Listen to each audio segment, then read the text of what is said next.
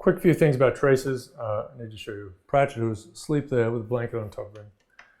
Does tricks, just like matrices do tricks. Treats. There we are, getting a treat. I'm just going to put this over here. This is very comforting. Okay. Yes, he has gotten larger since we got hold of him. So, I don't know why. So, okay, so there's a few things about trace. Just a nice little thing to go through here. So, good. So, trace, as we've seen, it seems an odd thing, but it turns out to be an odd piece a piece that pops up with some regularity in lots of calculations. So, once again, it's just the, we write it as TR of A.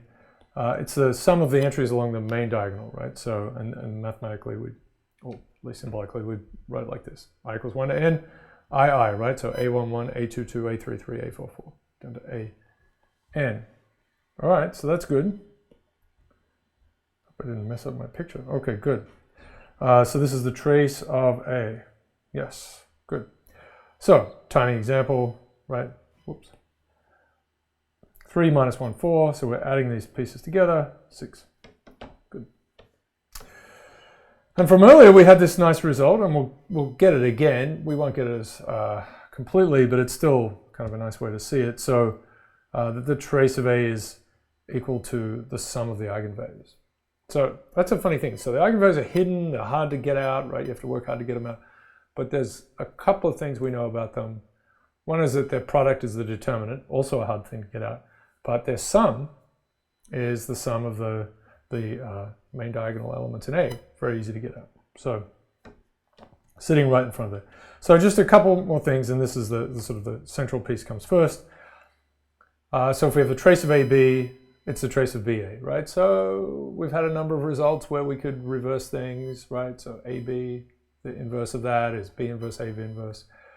The transpose story. There are many things that we have a little story for a product where, and it's not always true. Okay, good.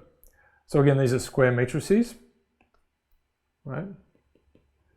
Traces only make sense there for us. We're not monsters. Okay, so trace of AB. So let's write it out, by its definition. So it's AB, the II entry of AB, right? The sum of all of those. So we have to multiply A and B together. So what we need to put in here is this piece. This is from the definition of multiplication.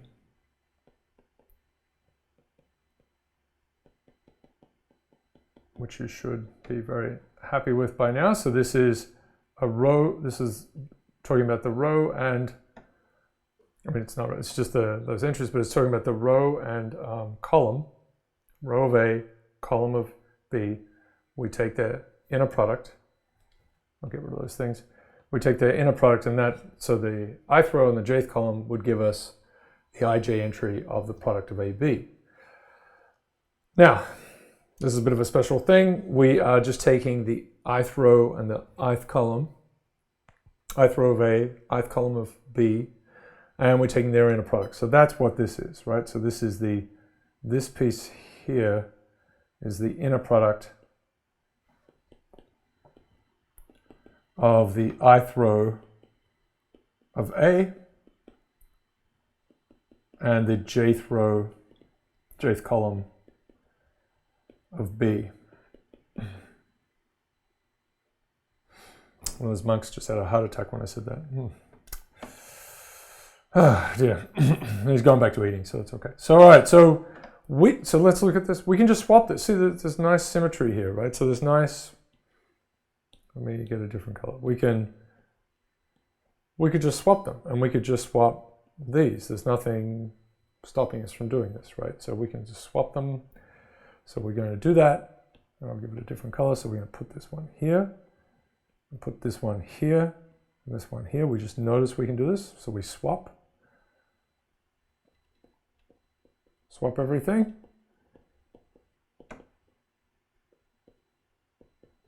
And Now we actually have just the trace of BA, right? So we've just flipped everything around. So it's actually, we see it's a trace of BA. So we've done it, right? We've solved this thing, or shown that this is true. Generalizes very nicely, and hopefully this is okay to see. I know I've written this out in a slightly funny way. So if we have a trace of ABC now, well, we could treat this as one matrix, right? So this is just two matrices here, right? Two matrices. Product of AB and C. So we can swap them. So that's what we're going to do. We're going to swap them. And then we could, once we're at CAB, we could take that, again, two matrices, and swap them. So now we've got BCA. So what's going on? I'm going to highlight the ones, I'm going to highlight ones in blue that match up. If we can do that properly. So here's an ABC, CAB, and BCA. These are just, so this is the important thing. We can always, think of it like this, you can take the last one and put it at the front, or the first one and put it at the back. So we're allowed to cycle. So as long as so if we can have 33 of these things multiplied together, take the first one off and put it at the front, the trace of those things, those two products is the same, and then we can just keep doing it. So you can cycle it all the way around. So here's a lovely little example of how one might use that. This is just for matrices that are diagonalizable. Not every matrix. Okay, but let's say that's true, right? Right, this is not possible for all, sadly, for all matrices. They have to have n linearly independent eigenvectors. Sadly. Okay, then the trace of A, this part here, the trace of A, is a trace of our decomposition or factorization, S lambda s to the minus 1. So we could cycle, we could put the front s to the end, or the s to the minus 1 at the back, put that at the front. That's what we've done. So this is, right, so we cycle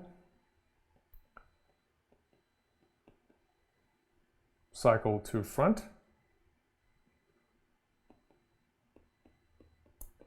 And now we have S inverse S, very nice.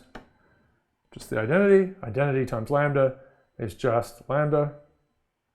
And the trace of that matrix, its diagonal matrix, is just the sum of the eigenvalues. Right. So that is hashtag delicious. So it's a very enjoyable proof of this result. Right, this little truth.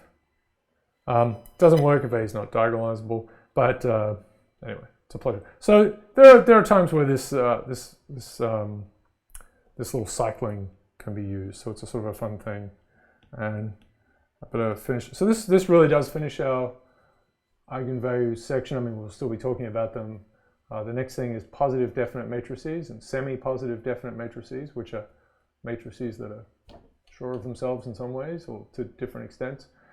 Hilarious punning. And then there is singular value decomposition, which is unbelievable. So Pratchett does tricks for treats. So it's not tricks and treats or treats, it's tricks and treats. Yeah, I don't know what that food is, but he loves it. Okay.